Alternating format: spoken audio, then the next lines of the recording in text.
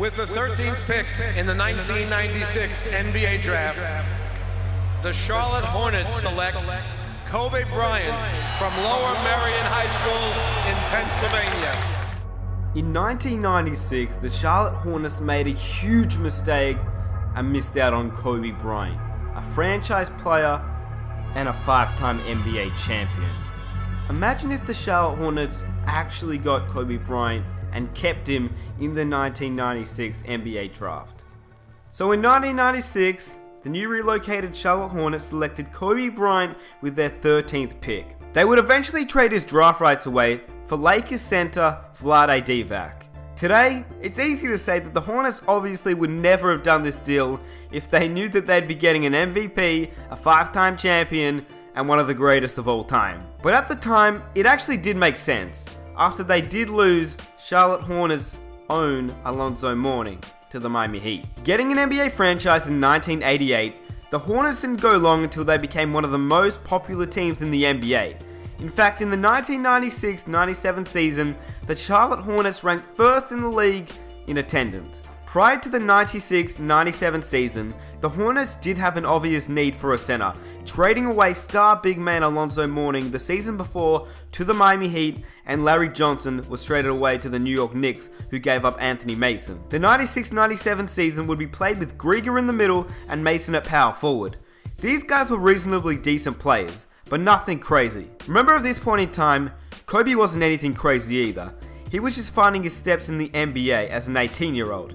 It took him a little bit longer to develop in Charlotte, as he didn't have any great mentors at the time. The Charlotte Hornets, they didn't have any draft pick in 1997, but in 1998, they selected Ricky Davis. Davis would have a decent career for the Charlotte Hornets, but actually, if the Hornets had Kobe Bryant, they don't need another shooting guard. So they actually don't select Ricky Davis. They trade him away to the Bucks.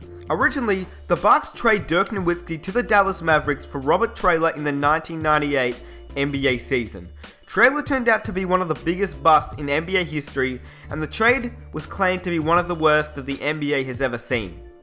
In this scenario, it was actually a trade that would send Dirk to Charlotte for Ricky Davis and a future second-round pick. So in the end, it wasn't as bad for the Bucks, and we all know what Dirk becomes for the Hornets. And then, in the perfect world of what could have been, the Hornets would be set with their first-round pick in the 1999 NBA season.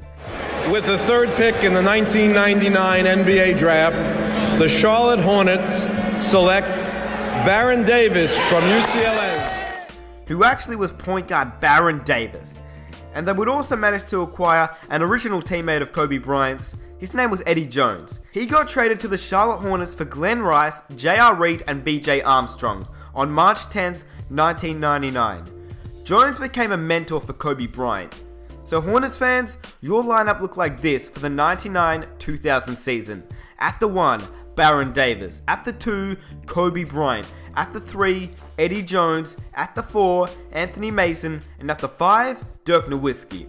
Yes, Dirk did play at the 5 for the Hornets. Of course, this team was still very young, as Baron Davis had just entered the league as a rookie. Kobe was only averaging around 22.5 points per game, and Dirk was averaging around 17 points per game. Nothing spectacular. For both of these players though, it was about 1 year before they were starting to become superstars of the league and create a deadly 1-2 punch. The Hornets finished with a record of 50-32 in the year 2000, which tied for 3rd seed with the New York Knicks. But they somehow managed to lose in the first round to a 76ers team led by guard Allen Iverson.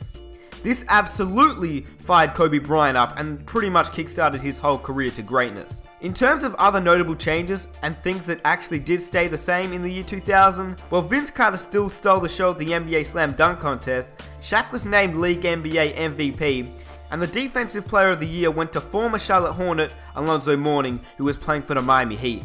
Tracy McGrady became a free agent because he disliked his secondary role playing behind Vince Carter in Toronto. Shaq and his Lakers won the NBA championship, even without Kobe. Shaq had completely dominated and carried everyone that year. He was doing okay winning without Kobe. He added a championship and an MVP that season. But a lot happens in the year 2001. Remember how I told you Tracy McGrady had become a free agent? Well, with no Kobe on the Lakers, They were in huge need of a shooting guard, and McGrady, he fit the role perfectly. He would team up with Shaq. What? Even though they had just won the NBA championship in the year 2000, the Lakers management didn't think that Shaq would carry them again, so T-Mac, he was a Laker.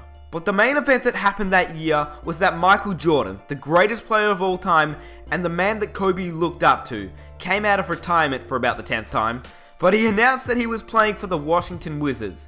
Immediately, Kobe had demanded a trade to the Washington Wizards in the 2001 season, since he wanted to play with Jordan. But the two teams couldn't negotiate a trade to send Kobe Bryant to the Washington Wizards. Instead, the Hornets would manage to trade to get an aging 38-year-old Patrick Ewing. He didn't do much for the Hornets at all, and unfortunately they would actually also lose Eddie Jones to the Miami Heat. But in that trade, they would actually gain Jamal Mashburn. So in 2001, the Hornets had a lineup of Baron Davis, Kobe Bryant, Jamal Mashburn, Dirk Nowitzki, and Patrick Ewing at center. So now with the new lineup, Dirk Nowitzki would actually play at the 4 and play his true position at power forward. But the Hornets also still had some pretty solid bench players. Anthony Mason and two other players that were clearly past their prime in Otis Thorpe and Hershey Hawkins.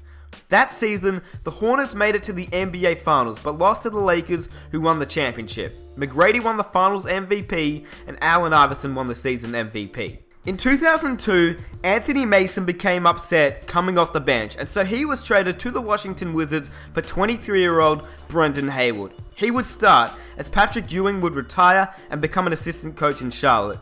But the 2002 season as a whole was the year that Kobe and Dirk stepped up to the plate and really delivered. They finished with a record of 62-20 and beat Shaq and T-Mac in the NBA Finals to actually win the championship. Kobe and Dirk had won their first ring at age 24. They were looking great for the future. In fact, they were looking so good that they dominated the league together for 3 seasons straight and had managed a three-peat, winning in 02, 03, and 04. There were some notable changes during that time as well. Tim Duncan was MVP in 02, Kobe in 03, and Shaq in 04. The Hornets had relocated to New Orleans, and LeBron, Wade, Bosh, and Melo had been drafted in the 2003 NBA draft. But the Pistons weren't stupid this time. They would select Carmelo Anthony. The Detroit Pistons select Carmelo Anthony from Syracuse University. You done messed up, Pistons. You done messed up! In 2004, the Hornets didn't draft Chris Paul, as they were pretty good with Kobe and Dirk. But after 2 disappointing seasons in 05 and 06, the Spurs had won the championship and Kobe won the MVP in 05, and in 06, the Heat won the championship. Yeah, Shaq still left the Lakers to join the Heat, but Nash won the MVP in the 06 season. The Hornets would finish around 6th in the Western Conference. The Charlotte Hornets realized it was time that they shook up the roster, but they still kept the main 2 players in Kobe and Dirk, even after many trade rumors that Kobe Bryant might join the Chicago Bulls. But he decided to stay with the Hornets as he realized it would benefit him and Dirk if they stayed together to win some more championships. But during the last few seasons, they'd lost Baron Davis to the Warriors, Jamal Mashburn to retirement, and Brendan Haywood to free agency. So in 2007, the new roster would look like this. At the 1, Raymond Felton. At the 2, Kobe Bryant. At the 3, Wilson Chandler. At the 4, Dirk Nowitzki. And Tyson Chandler would join the Hornets a little bit earlier. This new roster would benefit both Kobe and Dirk, but more so Dirk, as Tyson Chandler would be able to grab all those rebounds, which allowed Dirk to stretch the floor a little bit.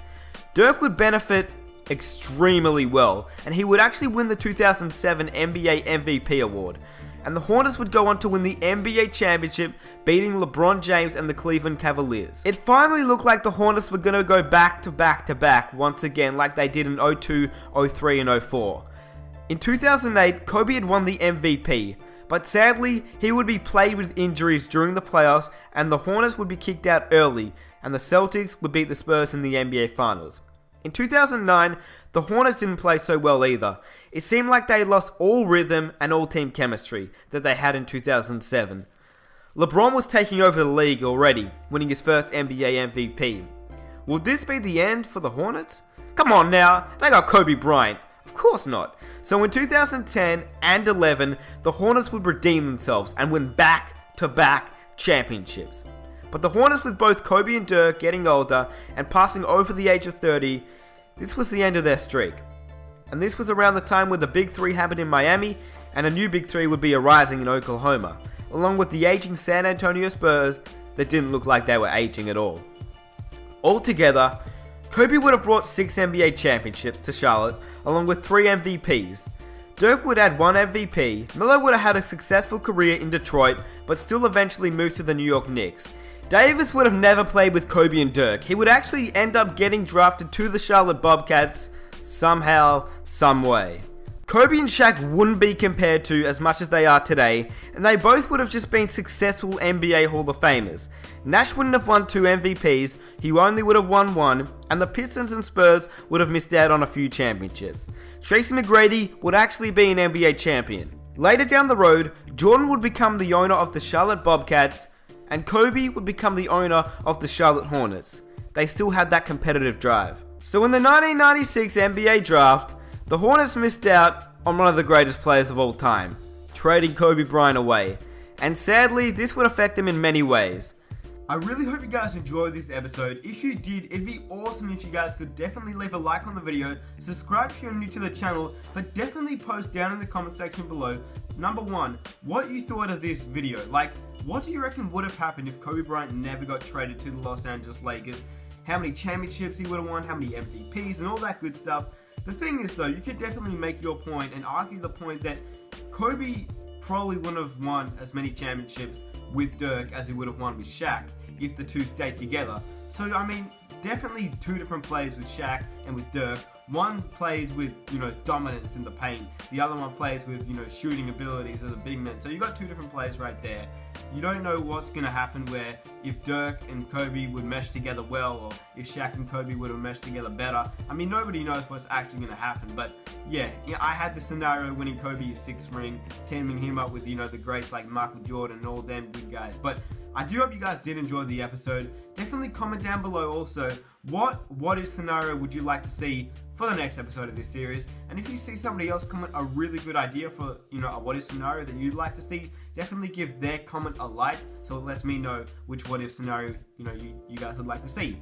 But yeah, I'm coming out with more videos really soon for you guys. More what ifs, more my league, rebuilds, and a whole bunch of other videos. A 40k subscriber special is going to come out really soon. I'm working on that one for you guys, and you guys have been showing so much support. I mean, we've already got like, I think 41k already, so that's pretty crazy. But yeah, man, I want to thank all you guys for all the love and support that you guys show in every video. So definitely, if you guys want to see the next one, smash that like button, subscribe to the channel if you're new, and I'll catch you guys on the next one. Peace.